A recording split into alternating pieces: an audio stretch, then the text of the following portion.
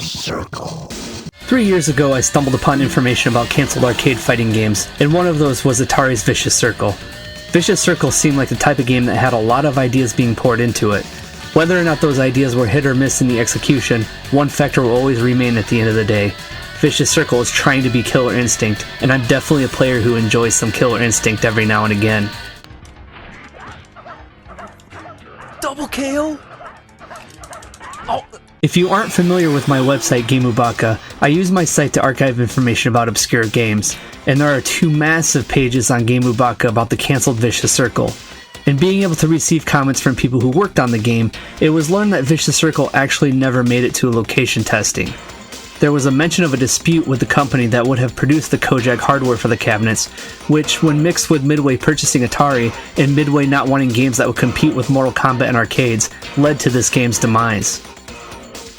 The ROM that circulates online that is playable in MAME is stamped with a March 29, 1996 update, and this appears to be as far as the game ever made it in development.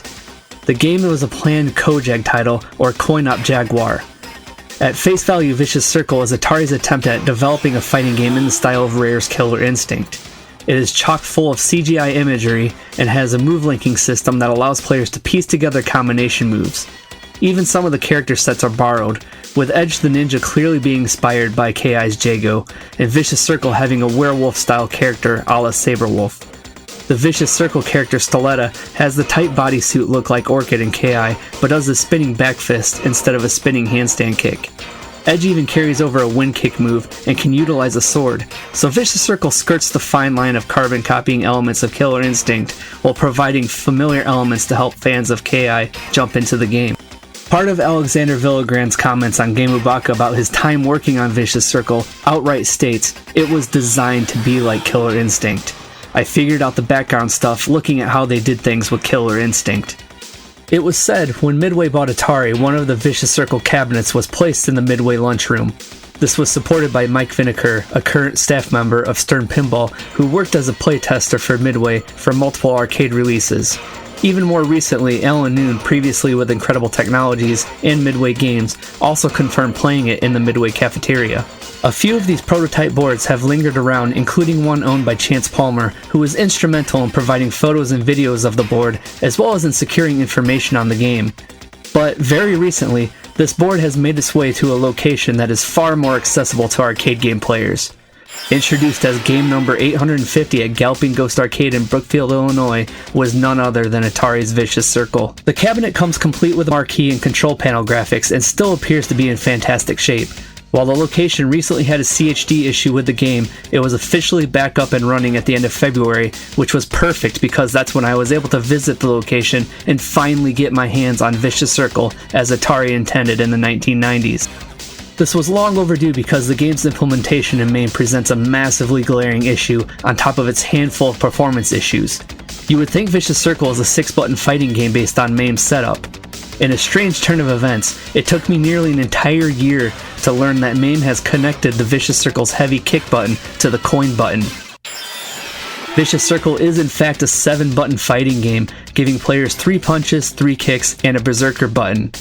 Being able to see the cabinet with my own eyes, the presented layout has the 6 attack buttons lined up a la Street Fighter or Killer Instinct, with a berserker button centered above these. The berserker command in Vicious Circle is sort of like a custom combo function. You can cash in your meter to unleash a starter attack, and if this connects, players can mash out any sequence of normal and linking attacks for a limited amount of time with the guarantee that they will string together as a combo. Getting time on the cabinet also allowed me to get a grasp on how the attack buttons correlate to the MAME mappings. It appears button 1 in MAME correlates to the quick punch button, with button 2 then jumping down to the quick kick button. So the button configuration appears to be 1, 3, 5 across the top for the punches, and then 2, 4, 6 across the bottom for the kicks. And then you have the 7th button for the berserker attacks. Once this was figured out, it was business as usual playing Vicious Circle. In my time with the arcade cabinet, I could not discern anything that was different compared to playing the game in MAME. This included doing the Edge Touch of Death combos, as well as a variety of the game's finishing maneuvers. If you've ever seen me play Vicious Circle, I make the infinite combos very obvious, and Edge certainly isn't the only character that can loop simple moves over and over again.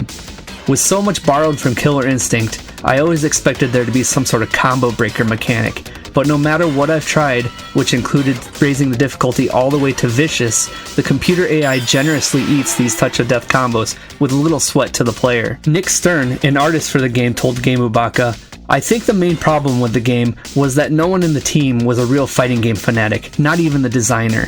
They tried to make a game without really believing it in their hearts.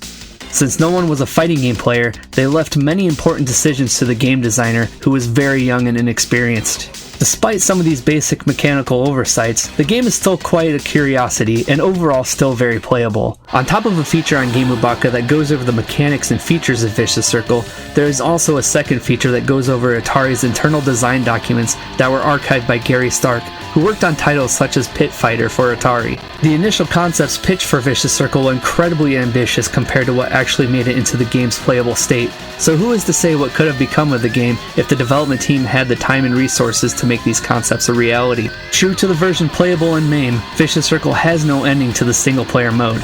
After tackling the ladder of characters and defeating Dredlok, a short teaser animation plays, signifying there is more to come. And obviously this never came. As detailed in the game's design documents, the insectoid creature shown in the short animation is the true final boss of the game. I don't know if you can actually spoil something that was never created, but the original intent of the game had players thinking they were defeating the evil Dredlok. However, the twist documented for the game revolves around Celeste, the female character very briefly shown inside of a crystal in the game's attract mode. When Dredlok loses his prism, the sphere is regenerated and Celeste once again takes form. Dredlok again charges her, but without hesitation, Celeste kills Dredlok. Laughing, Celeste begins morphing into a female insectoid. At this point, the player learns they were not out to save Celeste, but instead they were a pawn in her plan to gain the power of an insectoid. Celeste's plan is now complete, the document reads. She's gathered the powers of all who've been defeated. The player only now realizes he has created his own worst enemy and most difficult enemy. Vicious Circle features a wide range of characters with a lot of bizarre moves, so this also keeps things interesting. The Kojak hardware features the hard drive in the cabinet, which plays out the pre-rendered animations and backgrounds, and the method gives a cinematic approach to the finishing moves. We've long documented that the game has character-based fatalities, as well as a command that can be input based on who your opponent is to trigger a mutilation move that has the opponent finishing themselves in some way. However, thanks to GameUbaka reader DB, we have recently discovered there is a third type of finishing move included in Vicious Circle, the Brutality.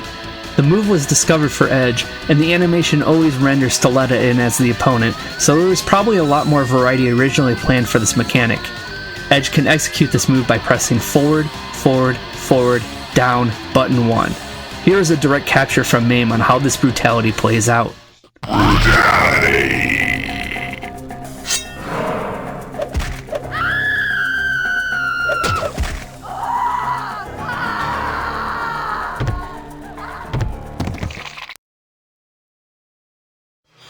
Vicious Circle has always had a special place at GameUbaka, so while the cabinet at Galloping Ghost Arcade will probably seem like no big deal to the majority of people at the location, it was actually amazing to finally see it in person. While the game has a number of issues in its state, it still has that factor to it where I can still have a ton of fun with it every now and again, and being able to discover new mechanics such as the Fatalities is very rewarding. More importantly, giving Vicious Circle some attention helps preserve the game and the effort put into it by its development team that would normally have been completely lost to time in other circumstances. More importantly, giving Vicious Circle some attention helps preserve the game and the effort put into it by its development team that would normally have been completely lost to time in other circumstances. If there is ever a legacy that I can leave behind with GameUbaka, it's in shining a light on games like Vicious Circle, so others can be made aware that the game exists and have some media to consult that will allow them to enjoy the game even more.